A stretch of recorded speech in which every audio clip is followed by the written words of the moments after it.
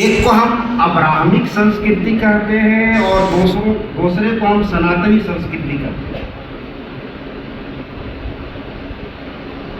Abrahamic संस्कृति के अनुसार ईश्वर ने, खुदा ने इस जमीन पर जितनी भी जानदार और गैर जानदार चीजें बनाई हैं सब इंसान के भोग के लिए हैं, इंसान के इस्तेमाल के लिए हैं और इंसान के प्रयोग के लिए, क्योंकि इंसान जो है अशरफुल मखलूकात है।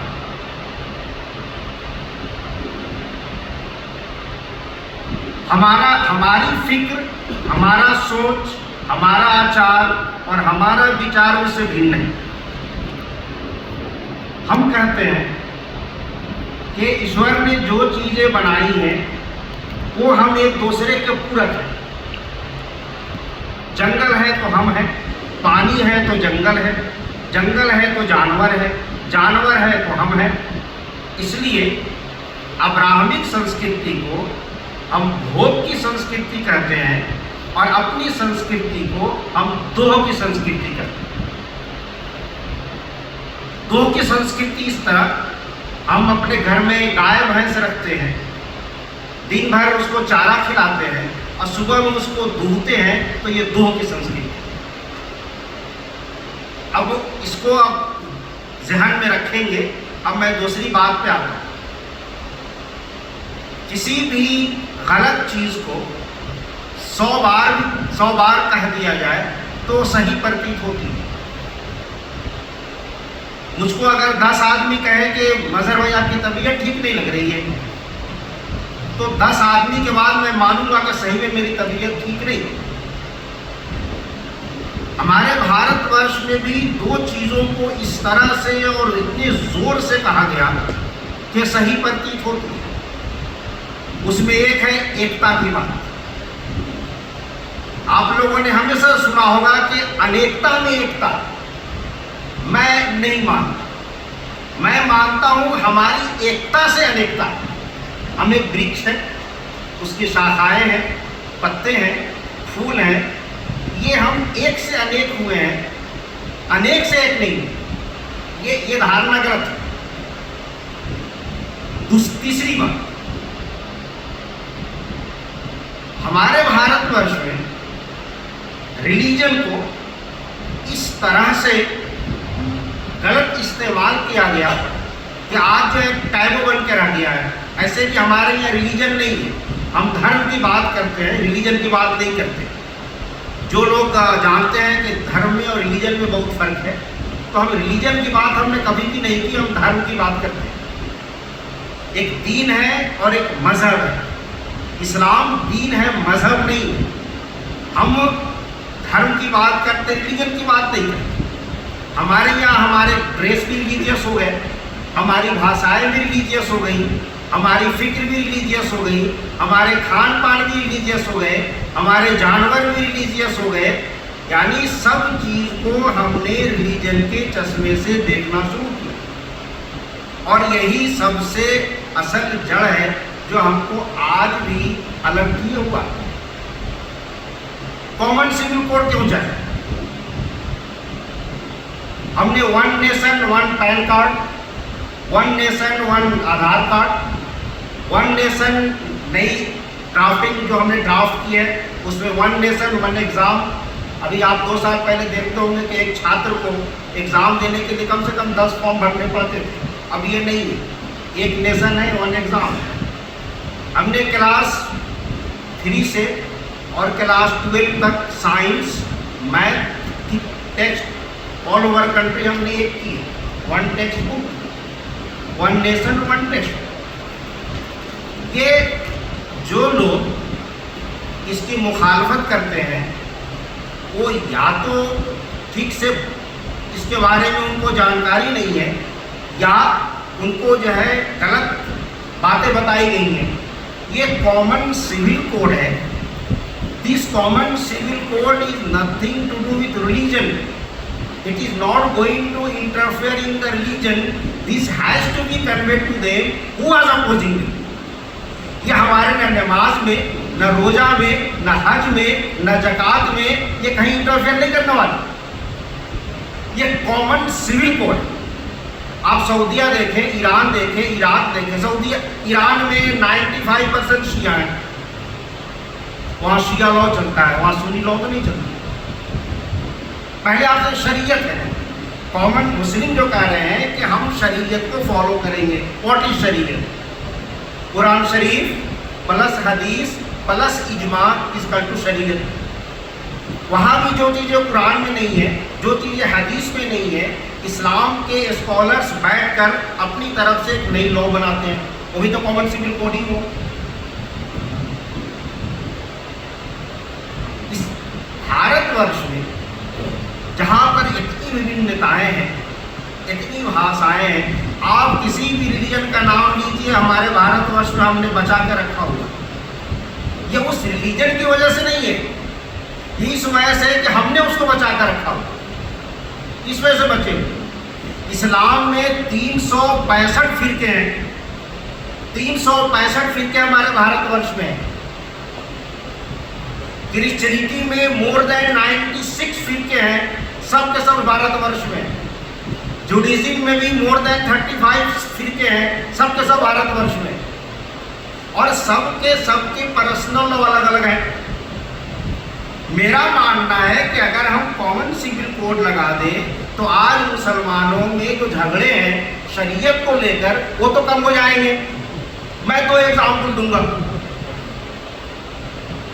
हमारे यहाँ देखिए, एक वहाबी स्कूल है, एक मालकी है, एक हम्बली है, एक जाफरी है और एक शाफी। ये 5 स्कूल्स हैं और 5 स्कूल की शरीयत अलग अलग है।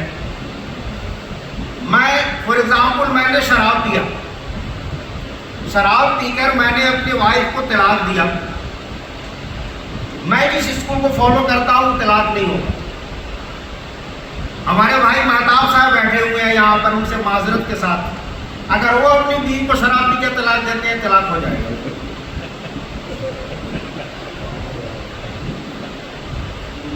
अब ये विभिन्नताएं हैं। मेरी पत्नी, मैं अगर गायब हो जाता हूँ तो मैं जिस स्कूल से फॉलो करता हूँ उस स्कूल के हिसाब से मेरी पत्नी 20 साल मेरा वेट करेगी। How many years? 25 years she has to wait for me that I will return back. दूसरा स्कूल कहता है कि नहीं, 3 महीना वेट करना है। तो नाउ इन इंडिया में 3 महीने का रूल फॉलो करना है, तो they are belonging to different schools. So बहुत ही कम वक्त में मेरा ये मानना है कि अगर हम कॉमन सिविल कोड लाएं तो मुसलमानों के बीच में भी जो डिफरेंसेस हैं और उसकी वजह से बहुत सारी समस्याएं हो रही हैं। मैं मान लीजिए मैं हनफी स्कूल का हूँ, मैं फ़ायदा देख रहा हूँ वहाबी में, तो वहाबी हो जाऊँगा।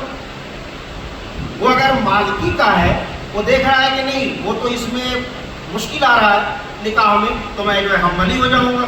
हम्बली बोलता है मैं जाफरी हो जाऊँगा। तो आपस में भी जिस तरह से इख्तिलाफात हैं उसको दूर करने के लिए कॉमन सिविल कोड बहुत ज़रूरी है, लेकिन इतना आसान भी नहीं है। हमको पहले उन लोगों को एजुकेट करना होगा। देखिए, कुछ भी नई चीज़ आती है, चूँकि मुस्लिम पॉपुलेशन में अधिकतर जो है अनएजुकेटेड। पोलियो आया, उसके लिए भ्रम फैलाया गया कि भैया इसको ड्रॉप पीने से नपुंसक हो जाओगे, बहुत सारे लोगों ने इसका ऑब्जेक्ट किया। अभी कोरोना का भी वैक्सीन आया, उसका भी अब बहुत सारे लोगों ने ऑब्जेक्ट किया। इसी तरह से कॉमन सिविल कोड को लेकर बहुत सारी भ्रांतियाँ हैं। हमको उनके यहाँ जाना होगा, बोलना होगा कि भैया ये देखो, ये प्लस माइनस चीज़ें हैं, ये माइनस चीज़ें हैं। इस तरह से हम उनको अगर एजुकेट कर लें, उनको हम बता दें, तो ये बहुत ही बड़ी मुश्किल काम नहीं है। छोटे वक्त कम है, मैं एक छोटा सा खाका आपको दिया हूँ, क्योंकि मुसलमानों के बीच में ही जो है प्रॉब्लम है। अब वो कौन सा शरीयत को फॉलो करें, हम मालिकी को करें, हम्बली को करें, अब निकाह का ही मसला अलग अलग है। आपको पता है कि जितने भी 6 स्कूल्स हैं, 6 स्कूल में निकाह सबसे ईजी है। लड़का लड़की अगर राजी है, दो गवाह है, गवाह के सामने बोलता है कि शादी हो गई, शादी इज डन। इसलिए इस्लाम ने कहा था ये कॉन्ट्रैक्ट है। निकाह का मतलब ही, आक़द का मतलब ही होता है कॉन्ट्रैक्ट, लेकिन उसको तोड़ना बहुत मुश्किल। तोड़ने के लिए डिफरेंट लॉज आ गए। तो एक कॉमन सिविल कोड, ताकि माइनॉरिटी के बीच में भी जो डिफरेंसेस हैं वो डिफरेंसेस जो है वो कम हो, इसलिए ये ज़रूरी है। लेकिन एक समझाना भी एक बहुत बड़ी बात है। हर आदमी को जो है हर चीज़ की समझ नहीं है। तो मैं इस फोरम से रिक्वेस्ट करूँगा कि हम जो है एक तरह का एक मूवमेंट चलाएं पूरे भारतवर्ष में, जहाँ जहाँ हमारे चैप्टर्स हैं, इस पर जो है लॉ के एक्सपर्ट को बुलाएं, शरीयत के लॉ एक्सपर्ट को बुलाएं, आपस में बातचीत हो, एक कॉमन पॉइंट पर हम जाएं। इस वजह से हमको कॉमन सिविल कोड चाहिए। आपने मेरी बात सुनी, मैं इसके लिए बहुत बहुत धन्यवाद। और ये हर आदमी को समझने की बात नहीं है कि वो क्या कहते हैं ना कि वो होश वालों को खबर बेखुदी क्या चीज़ है, इश्क कीजिए फिर समझिए ज़िंदगी क्या चीज़ है।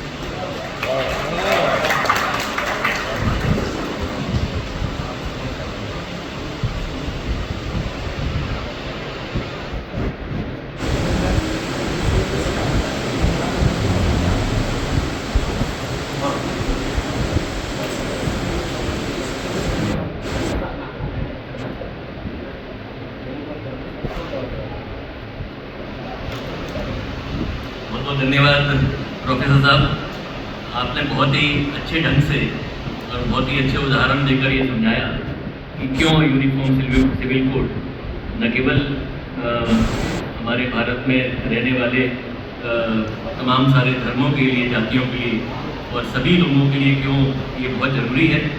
और मैं समझता हूँ कि हमारा संगठन भारत राष्ट्रीय सुरक्षा जागरण मंच इस विषय पे बहुत अच्छे ढंग से अपनी जिम्मेदारी का निर्वहन करेगा। मैं समझता हूँ कि ये जो उन्होंने ये बात कही कि हर वर्ग तक ये बात पहुँचाने की ज़रूरत है कि यूनिफॉर्म सिविल कोड या कॉमन सिविल कोड के क्या लाभ हैं, तो वो किस तरह से प्रासंगिक है। तो मैं समझता हूँ कि इसके लिए अगर हम एक वेबसाइट बना सकें, एक इंटरेक्टिव वेबसाइट, जिस पे कि किसी को अगर प्रश्न पूछना है या प्रश्न जानना है या उस पर एक तरह का FAQ उसमें मिल सके, तो फैंस को मैं सुझाव देता हूँ अपने संगठन में सबसे अपने अधिकारियों से आग्रह करूँगा कि ऐसा भी हम पहल कर सकते हैं, जिससे कि जन सामान्य को इस कॉमन सिविल कोड के बारे में जितने भी सुझाव हैं, जितनी भी चीज़ें हैं, जितने भी इसके पीछे जो भ्रांति है, उसको अगर किसी को समझना हो तो विभिन्न भाषाओं में, हिंदी में, इंग्लिश में, उर्दू में, अरबी में भी अपन इसको कर सकते हैं। ये काफ़ी कम्युनिकेटिव, बहुत सारा इन चीज़ों को ठीक करने के लिए होगा। अब इस सत्र की हम समाप्ति कर रहे हैं। मैं अपने सभी मेहमानों का बहुत बहुत धन्यवाद करना चाहता हूँ। ये बहुत अच्छा सत्र हमारा रहा। हमारे मार्गदर्शक